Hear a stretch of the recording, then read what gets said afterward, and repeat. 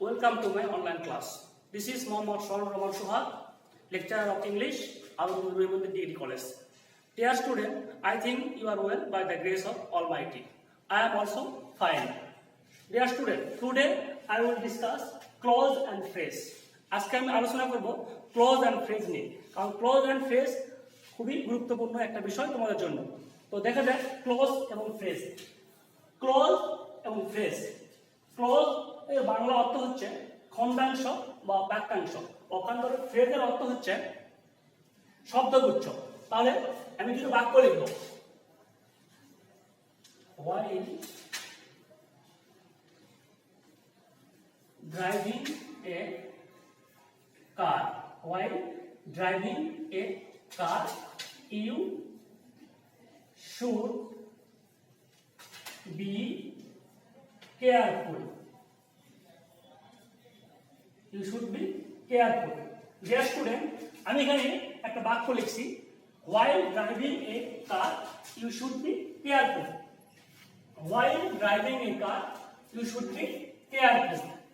এইটুকুর নাম হচ্ছে ফ্রেজ, আর এটুকু হচ্ছে ক্লজ। তাহলে আমরা ক্লজের সংজ্ঞায় আসি, যে ক্লজ হচ্ছে একগুচ্ছ শব্দ। ক্লজ হচ্ছে একগুচ্ছ শব্দ যার মধ্যে একটা সাবজেক্ট এবং একটা ফাইনাইট ভার্ব থাকবে। আবারও বলি, ক্লজ হচ্ছে একগুচ্ছ শব্দ যার মধ্যে একটা সাবজেক্ট এবং একটা ফাইনাইট ভার্ব থাকে। Clause is a group of word which contain a subject and a finite verb. এখন তোমাদের প্রশ্ন আসতে পারে, ফাইনাইট ভার্ব কাকে বলে? যে ভার্ব থেকে টেন্স চেনা যায়, যে ভার্ব থেকে টেন্স চেনা যায় তাকেই ফাইনাইট ভার্ব বলে। আবারও বলি, যে ভার্ব দেখে আমরা সহজেই বুঝতে পারি একটা বাক্য কোন টেন্সে আছে, প্রেজেন্ট টেন্স, পাস্ট টেন্স না ফিউচার টেন্স, সেই ভার্বকেই ফাইনাইট ভার্ব বলে। তাহলে আমরা সহজে বুঝতে পারতেছি ক্লজ হইতে গেলে তিনটে বৈশিষ্ট্য থাকতে হবে। এক নম্বর বৈশিষ্ট্য হচ্ছে ক্লজের মধ্যে একটা সাবজেক্ট থাকবে, একটা ফাইনাইট ভার্ব থাকবে এবং একগুচ্ছ শব্দ হবে। তাহলে শুধু আমরা একগুচ্ছ শব্দকে ক্লজ বলতে পারি। আর পক্ষান্তরে ফ্রেজ হচ্ছে একগুচ্ছ শব্দ, কিন্তু ফ্রেজের মধ্যে কোনো ফাইনাইট ভার্ব থাকবে না। Phrase is also a group of word which does not contain any subject and finite verb. তাহলে এখানে দেখো, এটা হচ্ছে একগুচ্ছ শব্দ, while driving a car, এখানে একগুচ্ছ শব্দ আছে, কিন্তু এখানে কোনো সাবজেক্ট বা ফাইনাইট ভার্ব নাই। এখানে ভার্ব আছে একটা, ড্রাইভিং, কিন্তু এটা ফাইনাইট ভার্ব না, এটা হচ্ছে নন ফাইনাইট ভার্ব। আর নন ফাইনাইট ভার্ব হচ্ছে কি, যে ভার্ব থেকে চেনা যায় না তাকেই নন ফাইনাইট ভার্ব বলে।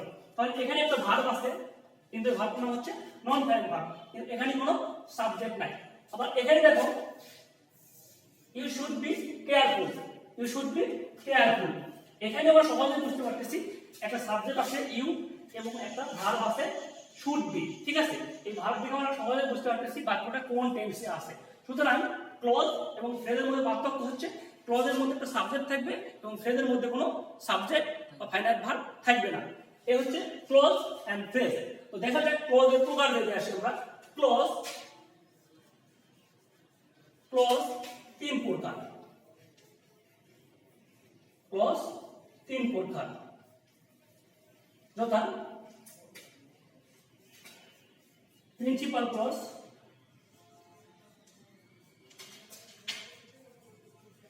প্রিন্সিপাল ক্লজ, দুই সাবঅর্ডিনেট ক্লজ, ক্লজ এবং coordinate clause.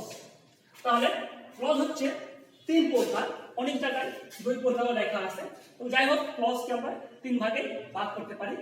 Clause, principal clause অথবা মেইন ক্লজ লিখতে পারি আমরা। মেইন ক্লজ, মেইন ক্লজ বা ইন্ডিপেন্ডেন্ট ক্লজ। Independent clause. ক্লজ হচ্ছে তিন প্রকার, প্রিন্সিপাল ক্লজ বা মেইন ক্লজ বা ইন্ডিপেন্ডেন্ট ক্লজ। তো নাম থেকে আমরা অনেক কিছু বুঝতেছি যে প্রিন্সিপাল অর্থ হচ্ছে প্রধান ক্লজ, প্রিন্সিপাল অর্থ হচ্ছে প্রধান ক্লজ, বা মেইন অর্থ হচ্ছে প্রধান, বা ইন্ডিপেন্ডেন্ট অর্থ হচ্ছে স্বাধীন ক্লজ। যে ক্লজ এককভাবে বা স্বাধীনভাবে বাক্যের অর্থ পূর্ণ করতে পারে, বা যে ক্লজ স্বাধীনভাবে বাক্যের অর্থ দিতে পারে তাকে কি বলি আমরা? Principal clause. যেমন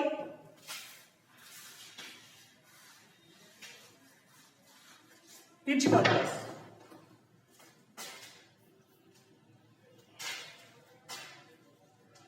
Ashif help me. This is a principal clause. This is a principal clause. কারণ এটা এককভাবে অর্থ প্রকাশ করতেছে।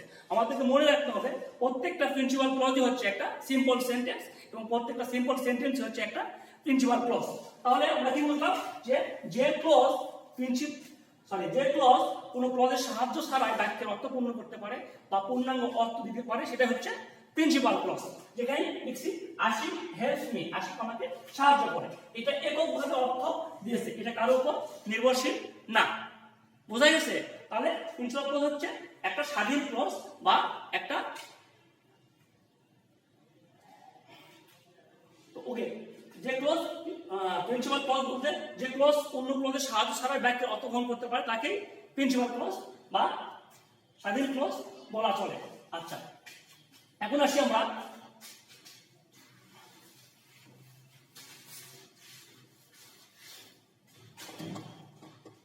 Subordinate clause.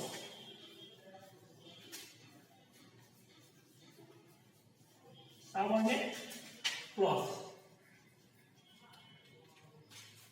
তাহলে সাবঅর্ডিনেট অর্থ আমরা বুঝতেছি সাবঅর্ডিনেট বা ডিপেন্ডেন্ট ক্লজ। যে ক্লজ প্রিন্সিপাল ক্লজের সাহায্য ছাড়া বাক্যের অর্থ পূর্ণ করতে পারে না তাকেই সাবঅর্ডিনেট ক্লজ বলে। যে ক্লজ প্রিন্সিপাল ক্লজের সাহায্য ছাড়া বাক্যের অর্থ পূর্ণ করতে পারে না তাকে কি বলি? সাবঅর্ডিনেট ক্লজ বলে। যেমন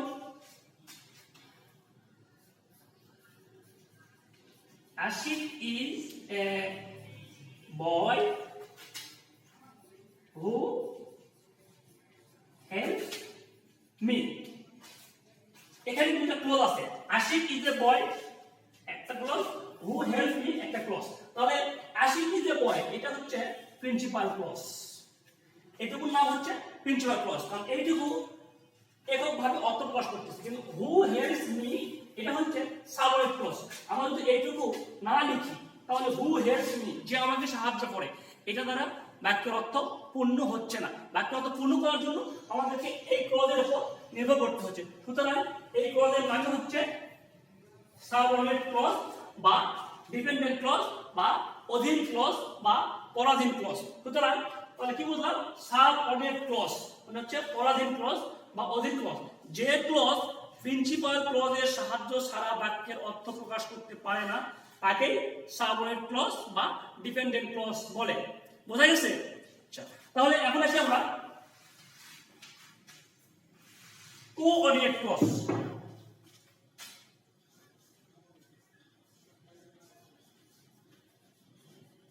কোঅর্ডিনেট ক্লজ দুই বা ততোধিক প্রিন্সিপাল ক্লজ যখন বা সমজাতীয় ক্লজ যখন কোঅর্ডিনেটিং কনজাংশন দ্বারা যুক্ত হয় তখন তাকে কোঅর্ডিনেট ক্লজ বলে। আবারও বলি, দুই বা ততোধিক সমজাতীয় ক্লজ বা প্রিন্সিপাল ক্লজ যখন কোঅর্ডিনেট কনজাংশন দ্বারা যুক্ত হয় তখন তাকে কোঅর্ডিনেট ক্লজ বলে। যেমন Ashiq is a boy and he helps me. এখানে দুটো ক্লজ আছে, Ashik is a boy and he helps me, দুইটাই প্রিন্সিপাল ক্লজ। কারণ দুইটাকে যদি আমরা ভেঙে লিখি দুইটাই স্বাধীনভাবে অর্থ দেবে, কেউ কারো উপর নির্ভরশীল না। আর কোঅর্ডিনেট ক্লজের এটা হচ্ছে একটা প্রধান বৈশিষ্ট্য যে কয়টা ক্লজই থাক সেগুলোকে যদি আমরা ভেঙে লিখি সবাই স্বাধীনভাবে অর্থ প্রকাশ করতে পারবে। কারণ হচ্ছে সব ক্লজই হচ্ছে প্রিন্সিপাল ক্লজ এবং সমজাতীয় ক্লজ। ঠিক আছে? এই হচ্ছে ক্লজ। আবারও বলি, ক্লজ হচ্ছে একগুচ্ছ শব্দ যার মধ্যে একটা সাবজেক্ট থাকবে এবং একটা ফাইনাইট ভার্ব থাকবে, তাকেই আমরা ক্লজ বলি। এবং একটা ক্লজের আরেকটা বৈশিষ্ট্য হচ্ছে একটা বৃহৎ বাক্যের অংশ হিসেবে কাজ করবে। ক্লজ হচ্ছে একটা বৃহৎ বাক্যের অংশ হিসেবে কাজ করবে এবং এর মধ্যে সাবজেক্ট থাকবে এবং একটা ফাইনাইট ভার্ব থাকবে। বোঝা গেছে? আচ্ছা, তারপরে এখন হলো এক ফ্রেজ।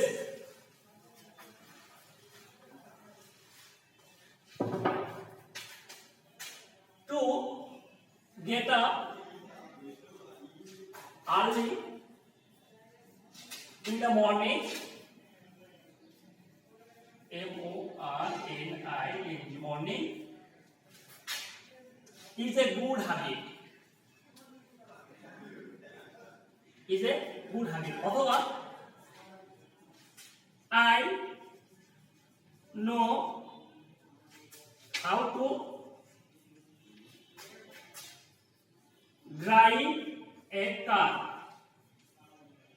Dear student, এখানে দুটো বাক্য লিখছি আমি, দুটো উদাহরণ লিখছি, ফ্রেজের উদাহরণ। দেখো এখানে to get up early in the morning এটা এক গুচ্ছ শব্দ, হাউ টু ড্রাইভ এ কার এটা এক গুচ্ছ শব্দ। কিন্তু ফ্রেজের সংজ্ঞায় যখন আমরা যাই তখন কি দেখি ফ্রেজ হচ্ছে এক গুচ্ছ শব্দ যার মধ্যে কোনো সাবজেক্ট এবং ফাইনাইট ভার্ব থাকবে না। তো এখানে আমরা দেখতেছি এক গুচ্ছ শব্দ ঠিক আছে, কিন্তু এর মধ্যে কোনো সাবজেক্ট বা ফাইনাইট ভার্ব নাই। তাহলে আমরা নিঃসন্দেহে বলতে পারি এটা হচ্ছে একটা ফ্রেজ। এখানেও আমরা দেখি হাউ টু ড্রাইভ এ কার, এখানেও একটা শব্দ আছে কিন্তু এর মধ্যে কোনো সাবজেক্ট এবং ফাইনাইট ভার্ব নাই। সুতরাং এই হচ্ছে ক্লজ এবং ফ্রেজের মধ্যে পার্থক্য। ঠিক আছে, তো আজ এই পর্যন্তই। আগামী ক্লাসে আবার দেখা হবে। সবাই ভালো থাকো, সুস্থ থাকো। আল্লাহ হাফেজ।